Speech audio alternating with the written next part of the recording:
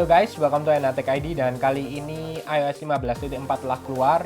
Jadi ini menurutku adalah update terbesar terakhir sebelum iOS 16 akan keluar di WWDC atau Worldwide Developer Conference yang akan hadir di bulan Juni ini.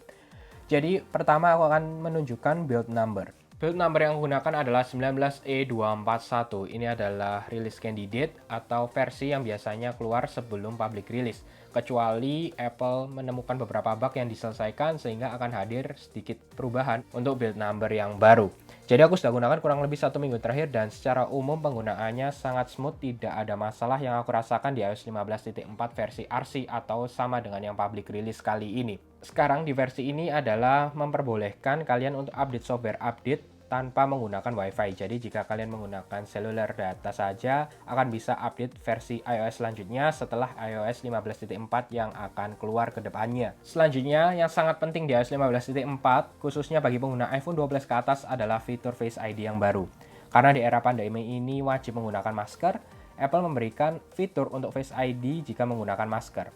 Ini lebih fokus di daerah mata kita, jadi di atas penggunaan masker, sehingga dapat memberikan fitur Face ID ini walaupun kita menggunakan masker.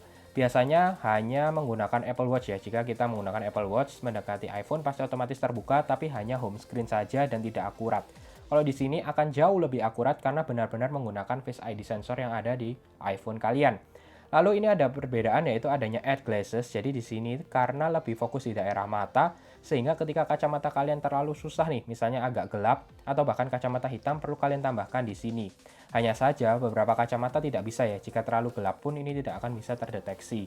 Sehingga memang lebih fokus untuk di daerah mata kita. Intinya ini sangat penting sih, fitur ini sangat berguna. Aku sudah gunakan 1 minggu ini tidak ada masalah sama sekali. Jadi memang sangat oke, bahkan untuk melakukan pembayaran yang menggunakan Face ID di sini bisa ya. Jadi intinya semua fitur yang menggunakan Face ID bisa digunakan walaupun menggunakan masker di iOS 15.4 ini. Selanjutnya adalah wallpaper. Jadi di sini karena iPhone baru saja keluar yang baru untuk warnanya saja ya. Jadi adanya warna hijau yang diberikan khusus untuk iPhone 13 dan 13 Pro Max. Di sini tetap bisa mendapatkan wallpaper untuk iPhone 13 Pro untuk Alpine Green. Selanjutnya untuk Siri, jadi ada suara baru nih. Jadi bagi kalian yang bosan mungkin ya, ada 4 sebelumnya.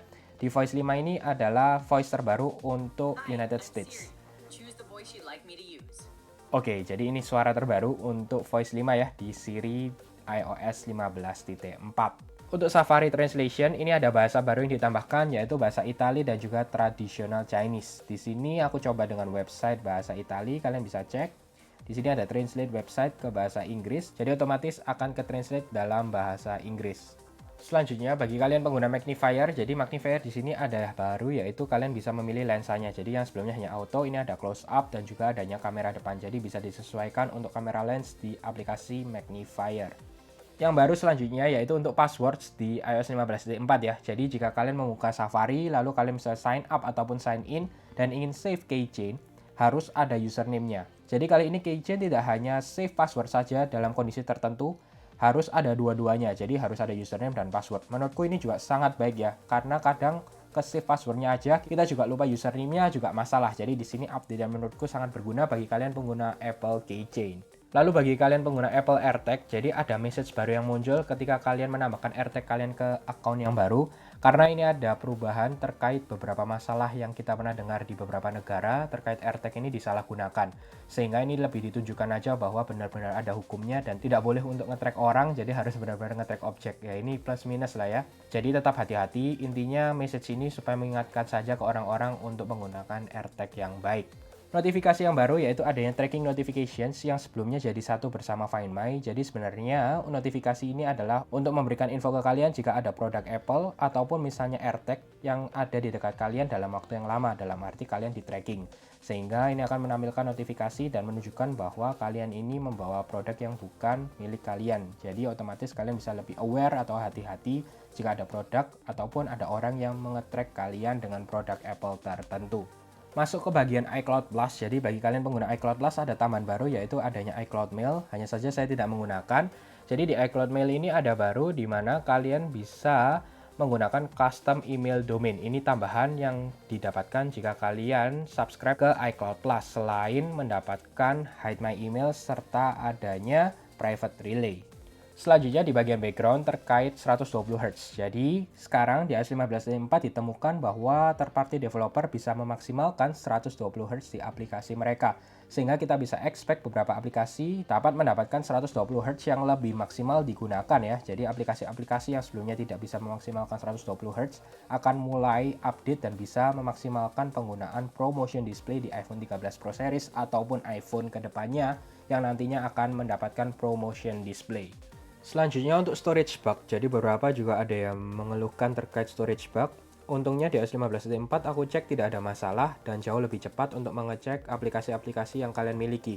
Sehingga bagi kalian punya masalah ini, semoga di iOS 15.4 tidak ada masalah dan bisa memberikan yang lebih baik ya terkait iPhone storage yang digunakan di iPhone kalian.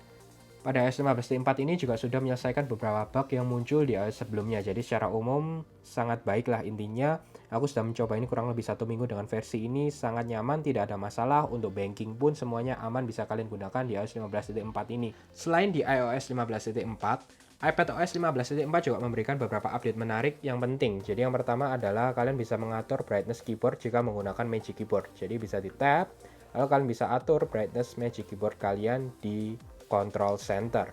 Untuk mengaktifkan hal tersebut, masuk ke bagian Control Center setting ya. Jadi ke Control Center, lalu kalian pilih untuk keyboard brightness. Sebelumnya tidak ada, jadi kalian harus cari di bagian bawah.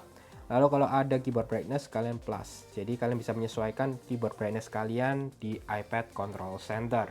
Selain itu, fitur yang sangat menarik adalah Universal Control yang akhirnya datang di iPadOS 15.4 bersama dengan macOS Monterey 12.3. Kalian bisa mengatur beberapa Mac sekaligus hanya dengan satu keyboard dan satu trackpad ataupun mouse yang kalian gunakan sebagai alat utama. Jadi aku setelah coba ini sangat-sangat aman dan nyaman. iOS 15.4 update saja khususnya bagi kalian pengguna iPhone 12 ke atas untuk mendapatkan fitur Face ID yang menarik kali ini. Oke, semoga kalian suka dengan video ini. Jangan lupa untuk share, like, subscribe, dan sampai ketemu di video selanjutnya.